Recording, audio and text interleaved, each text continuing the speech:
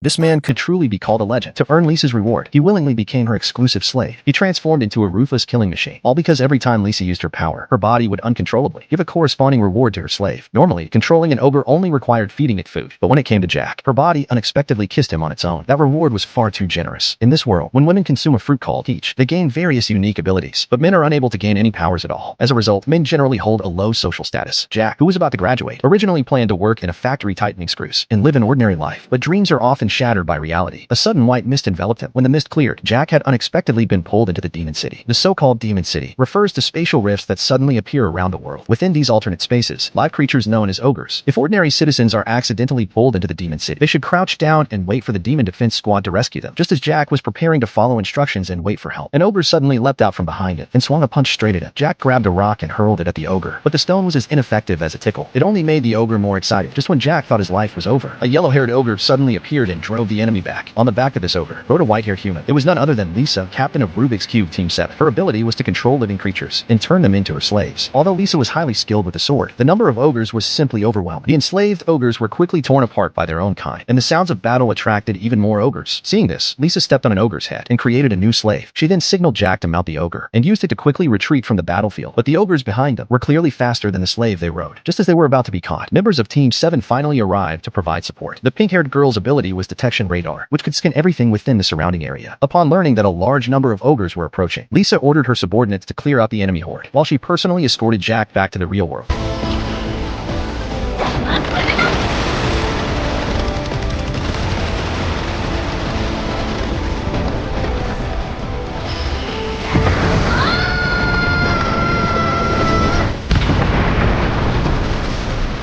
On the way, they also rescued a fainted child. As they were driving the child back, the child suddenly woke up and frantically searched for his sister. At that moment, the child's sister was being chased by ogres. Seeing this, Lisa immediately directed her mount to rush to the rescue. Though she saved the girl at the last possible moment, she also revealed their location. They were once again pursued by a large number of ogres. Seeing that the mount couldn't keep up, Lisa decisively pulled the two and abandoned the mount. However, one person alone couldn't protect two civilians. She had no choice but to pull out a talisman and release a simple barrier to temporarily block the ogres. They waited for reinforcements, but the talisman's energy was depleting much faster than expected. Lisa decided to take a gamble. She attempted to make Jack her slave to see if it could create a sliver of hope. 差し出された彼女の指を舐めてしまっていた。